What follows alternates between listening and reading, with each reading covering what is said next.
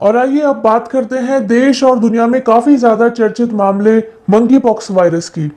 क्या किसी नई महामारी का रूप ले सकता है ये monkey pox virus? Monkey pox का कोई निर्धारित इलाज तो नहीं है, लेकिन अगर शुरुआती लक्षण दिखने पर ही मरीज का इलाज हो जाए तो कहा जा रहा है कि उसे स्मॉल पॉक्स का टीका लगा देना चाहिए।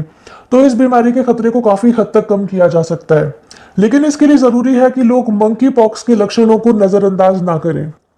अभी ये महामारी खत्म भी नहीं हुई है और इसी बीच कई देशों में मंकी पॉक्स वायरस फैलने लगा है।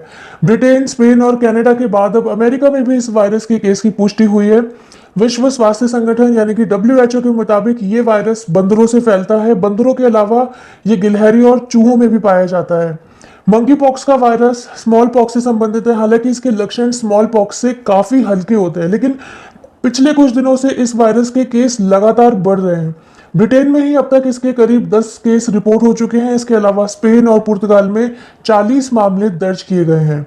बढ़ते मामलों को देखते हुए विश्व स्वास्थ्य संगठन और सेंटर ऑफ डिजीज कंट्रोल यानी कि CDC और प्रिवेंशन सतर्क हो गए हैं। जिन देशों में इस वायरस के मामले मिल रहे हैं वहां कॉन्ट्रैक्ट ट्रेसिंग की जा रही है। साथ ही इस वायरस से संबंधित लक्षण वाले मरीजों की खास निगरानी की जा रही है। और आइए अब जानते हैं कि मंकी पॉक्स वायरस आखिर क्या है।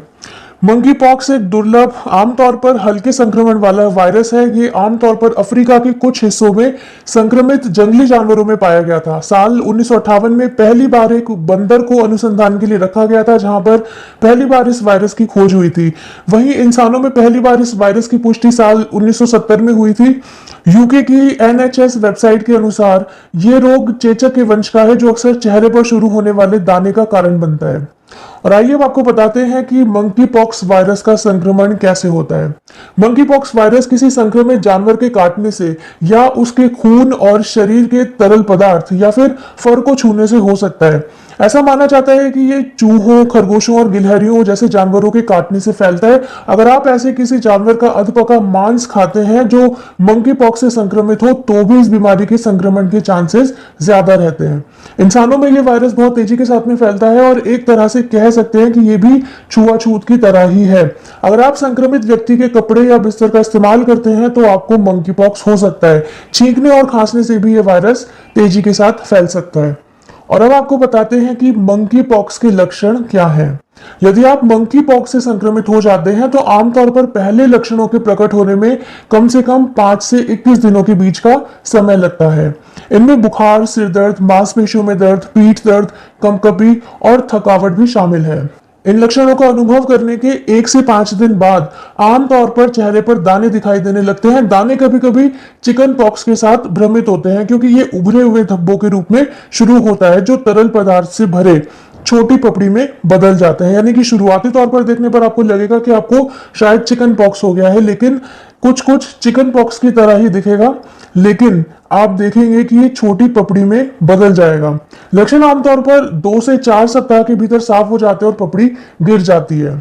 और अब आपको बताते हैं कि क्या मंकी पॉक्स से जान भी जा सकती है या फिर ये कितना गंभीर है और इसका इलाज क्या है, आइए जानते हैं। विश्व स्वास्थ्य संगठन के मुताबिक ये जो रोग है ये 10 संक्रमित लोगों में से किसी एक के लिए जानलेवा हो सकता है। हालांकि ज्यादातर मरीज कुछ ही हफ्तों में ठीक भी हो जाते हैं। मंकी पॉक्स के लिए मौजूदा समय में कोई विशेष इलाज नहीं है। मरीजों को एक विशेष अस्पताल में रहने की आवश्यकता होगी ताकि संक्रमण ना फैले और सामान्य लक्षणों का भी इलाज किया जा सके। तो ये थी एक खबर मंकी पॉक्स के बारे में, जहां पर आपको बताया गया कि मंकी पॉक्स क्या है, इसके लक्षण क्या है और क्या ये खतरनाक या जानलेवा हो सकता है। कहा यह जा रहा है कि यदि आपको इसके शुरुआती लक्षण नजर आते हैं या फिर कहा जाए कि आप मंकी पॉक्स नामक वायरस से संक्रमित हो गए हैं, तो आप इसके लिए स्मॉल पॉक्स का टीका लगवा लीजिए। तो क्या ये किसी नई महामारी की ओर इशारा कर रहा है, क्योंकि यहाँ भी बात टीके की जा रही है।